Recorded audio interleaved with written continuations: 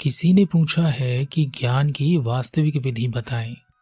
कोई कहानी ना बताएं क्योंकि कहानियों का असर होना बंद हो गया है। ध्यान की विधि बताएं जिससे मन की परम आंखें खुल सकें। अब हमें अनुभव चाहिए, कहानी नहीं। अपनी यात्रा का अनुभव बताएं। मैंने अभी तक जो कुछ भी आपको बताया है वह मेरे अनुभव का ही है। कहानी मैं आपको इसलिए बताता हूँ क्योंकि कुछ बातें कहानियों के माध्यम से ही समझ में आती हैं।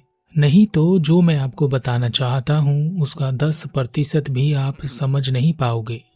जैसे अगर मैं आपसे कहूँ कि हर काम को करने की एक विधि होती है, उस काम को अगर उस विधि से किया जाए तो वह कार्य हमेशा उसी तरीके से पूरा होगा जैसा कि वह होता है। इस बात से आपको क्या समझ में आता है? क्या यह बात सही है? अगर मुझे यह बात आपको समझानी हो तो एक उदाहरण तो चाहिए ही, एक कहानी तो बतानी पड़ेगी ही, तभी आप ठीक से समझ पाएंगे कि मैं आपको क्या बताना चाहता हूं। एक छोटी सी कहानी है। एक गुरु का एक शिष्य बहुत परेशान था। उसे आश्रम में बहुत समय हो गया था। उसके साथ के और उसके बाद आने वाले बहुत सारे शिष्य ज्ञान को प्राप्त हो चुके थे, लेकिन वह अभी तक ध्यान को प्राप्त नहीं कर सका था। अब उसे विश्वास हो गया था कि ध्यान की असली विधि गुरुदेव उसे बता नहीं रहे हैं। वह जिन्हें चाहते हैं उन्हें ही असली विधि बताते हैं और वही ध्यान को प्राप्त होते हैं। असली विधि प्राप्त करने के लिए वह गुरु की जासूसी करने लगा। वह रात भर गुरु को देखता कि वह क्या कर रहे हैं। दिन में भी वह गुरु पर नजर रखता कि वह क्या क्या किस किस को बता रहे हैं।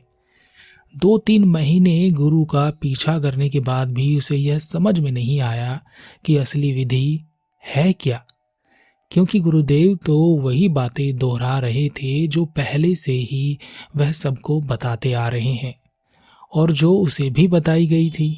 फिर भी उसे शक रहा कि शायद गुरुदेव उससे कुछ छुपा रहे हैं। एक दिन परेशान होकर वह गुरुदेव के पास पहुंचा और कहा, गुरुदेव मुझे भी ध्यान की असली विधि बताएं जिससे मैं सीधे ध्यान में उतर जाऊं। गुरु मुस्कुराए और कहा, ज्ञान की असली विधि? इससे तुम्हारा मतलब क्या है? तुम कहना क्या चाहते हो? शिष्य ने पास में ही पड़ी हुई एक जलती हुई लकड़ी को उठाया और कहा, गुरुदेव इस जलती हुई लकड़ी को देखिए। जैसे इस लकड़ी को जलाने की एक विधि है कि इसको आग में ले जाया जाए तो यह जल जाती है, वैसे ही ध्यान की भी तो कोई एक विधि होगी जिसे किया जाए तो सीधे ध्यान में पहुंचा जा सके। गुरु ने उसे एक दूसरी लकड़ी उठा कर दी और कहा, जाओ और इसे जला कर लाओ। शिष्य ने लकड़ी आग में लगा दी और जलाने की कोशिश करने लगा, पर लकड़ी जल नहीं रही थी। उसमें धुआं उठ रहा था। काफी कोशिश करने के बाद भी लकड़ी में आग नहीं लगी। शिष्य ने गुरु से कहा, यह लकड़ी जल नहीं रही है गुरुदेव। गुरु ने कहा, यह लकड़ी जल क्यों नहीं रही है? विधि तो एक ही है। जिस विधि से तुमने पहली लकड़ी जलाई थी उसी विधि से यह दूसरी लकड़ी क्यों नहीं जल रही है? शिष्य ने कहा, गुरुदेव यह लकड़ी गीली है। लकड़ी के जलने के लिए उसका सूखा होना जरूरी है। गुरु ने कहा, ठीक इसी तरह सही विधि होने पर भी हम ध्यान में उतर नहीं पाते। हमारे भीतर वह स्थिति ही नहीं होती कि हम ध्यान में जा सके, हम उस सत्य को प्राप्त कर सकें जो हमारे जलने के बाद हमें मिलेगा। हम उस लकड़ी की तरह ही अंदर से गीले होते हैं। अत्यधिक विचार, वासना, कामना, धैर्य की कमी, परिश्रम की कमी हमें ध्यान में जाने नहीं देती। तुम्हारे हाथ में जो लकड़ी है वह गीली है। अगर उसे जलाना हो तो क्या करना होगा? शिष्य ने कहा, गुरुदेव अगर हमें इस लकड़ी को जलाना है तो सबसे पहले हमें इसे पूरी तरह से सुखाना होगा। गुरु ने कहा, और क्या यह अभी तुरंत सूख सकती है? शिष्य ने कहा, नहीं, इसमें समय लगेगा। गुरु ने कहा, ठीक इसी प्रकार हर कार्य में एक समय लगता ही है। लकड़ी जितनी अधिक गीली होगी उसे उतना ही अधिक समय लगेगा। हमारे भीतर जितनी अधिक अशांति होगी हमें उतना ही अधिक समय ध्यान में उतरने में लगेगा। अब यह बताओ कि अगर मैं इस लकड़ी को घर के अंदर रख देता हूं तो क्या यह जल्दी सूख जाएगी? शिष्य ने कहा, नहीं, घर के अंदर छांव में रहने के कारण इसे सूखने में बहुत समय लगेगा। गुरु ने कहा, और अगर इसे जल्दी सुखाना हो तो? शिष्य ने कहा, तब तो इसे तेज धूप में रखना होगा गुरुदेव। गुरु ने कहा, ठीक इसी तरह हमें कठिन परिश्रम और त्याग से गुजरना होता है। जितनी अधिक संकल्प शक्ति, एकाग्रता और स्पष्टता हमारे जीवन में होगी उतनी ही जल्दी हम ध्यान में उतर सकते हैं, अपने मार्ग पर आगे बढ़ सकते हैं। और यह सब पाने के लिए अपने अंदर परिवर्तन करना होता है, जिसके लिए समय लगता है। या तो तुम घर के अंदर रखी लकड़ी की तरह हो सकते हो, जिसे सूखने के लिए बहुत समय लगेगा, नहीं तो तुम्हें उस लकड़ी की तरह होना होगा जो तेज धूप में पड़ी हुई सूखती है और दिन भर तेज धूप को सहती है, और तब तक धूप सहती रहती है जब तक कि वह सूख न जाए। शिष्य ने कहा, गुरुदेव, मैं आपकी बात समझ रहा हूँ, फिर भी मुझे ऐसा लगता है कि अगर दो व्यक्ति एक ही विधि से काम करें तो उसका परिणाम एक ही होगा। आपकी बताई विधि से जब दूसरे ध्यान को उपलब्ध हो रहे हैं तो मैं क्यों नहीं? जरूर आपको छुपा रहे हैं गुरुदेव, आप मुझे बताना नहीं चाहते। गुरु मुस्कुराए और उन्होंने कहा, कल सुबह तुम मेरे पास आना। शिष्य चला गया और अगले दिन सुबह का इंतजार करने लगा। सुबह होते ही वह गुरु के पास पहुंच गया। गुरु के पास और 9 शिष्य खड़े थे। गुरु ने शिष्य को देखकर कहा, देखो, तुम सब 10 शिष्य को उत्तर की ओर 200 गांव की यात्रा करनी है। तुम सबके पास एक समान सारी चीजों की व्यवस्था कर दी गई है। इस यात्रा में तुम बहुत कुछ सीखोगे। यह यात्रा पूरी करके तुम जल्द से जल्द मेरे पास लौट आना। उस शिष्य ने कहा, लेकिन गुरुदेव, आप तो मुझे कुछ खास बताने वाले थे। गुरु ने कहा, यही तो वह खास बात है। तुम सबके पास एक सा साधन, एक सा सामान और एक सी मंजिल है, और एक ही लक्ष्य है, एक ही तरीका है। तो तुम सबको एक साथ ही एक ही समय पर मेरे पास वापस आ जाना चाहिए। क्यों, क्या तुम आ सकोगे? शिष्य ने कहा, हाँ, क्यों नहीं गुरुदेव। जब रास्ता एक है, तरीका एक है, विधि भी एक है, तो हम सब एक ही समय पर वापस लौटेंगे। सभी 10 शिष्य यात्रा पर निकल गए। उन 10 शिष्यों में से एक शिष्य जल्दी यात्रा पूरी करके वापस आ गया। कुछ समय बाद 2 शिष्य वापस आ गए। 3 महीने बाद 2 और शिष्य वापस आ गए, और अगले 3 शिष्यों को वापस आने में 1 वर्ष का समय लगा। और वहीं वह एक शिष्य कभी वापस नहीं आया, जिसे ध्यान की असली विधि जाननी थी।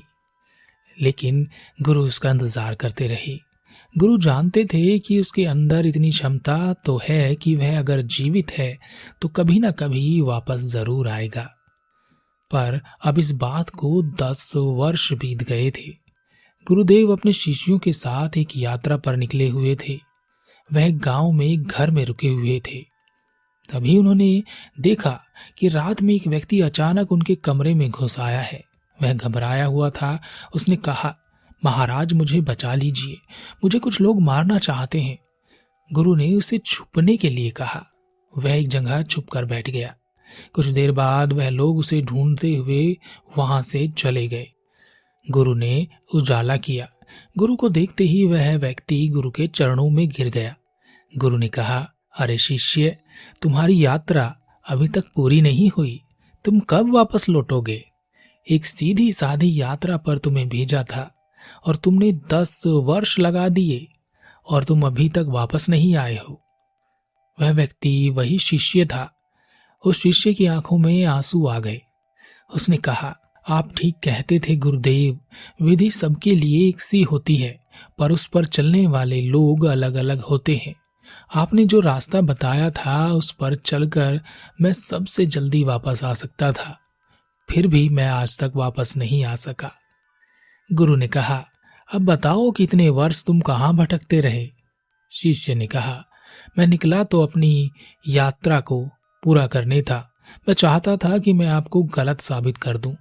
मेरा उद्देश्य था कि मैं सबसे जल्दी उस यात्रा को पूरा करके वापस आ जाऊं। इसलिए मैं गुरु भाइयों से तेज आगे बढ़ा। पर एक गांव में मेरा मन भटक गया। मुझे लगा वह जीवन बेकार है जो आप बता रहे हैं।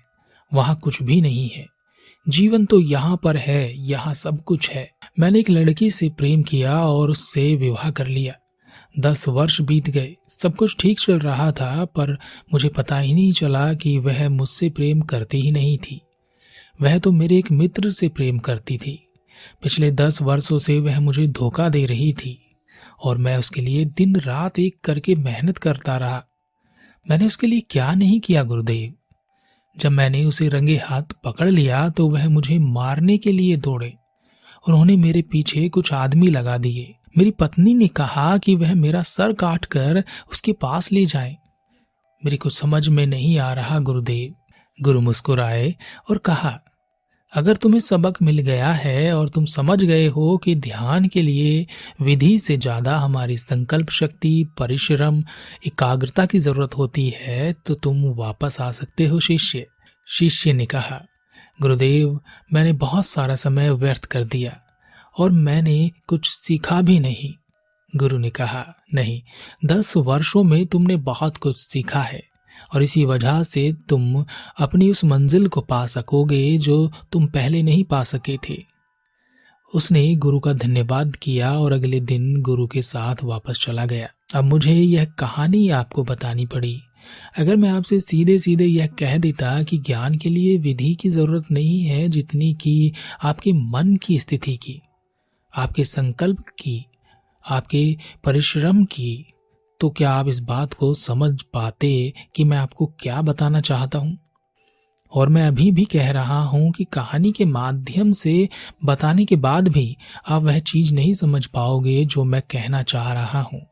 पर बहुत हद तक आप सभी वहां पहुंच सकते हैं जहां मैं आपको बता रहा हूं। एक चीज मैं कहना चाहता हूं कि सन्यासी जीवन को अपनाने वाले या सन्यासी जीवन जीने वाले या सन्यासी जीवन की बात करने वाले ज्यादातर सभी गृहस्थ जीवन को बुरा बताते हैं। जैसे कि इस कहानी में भी दिखा है, गृहस्थ जीवन भी ध्यान में उतरने की एक विधि है, पर इसमें खो जाने का डर होता है।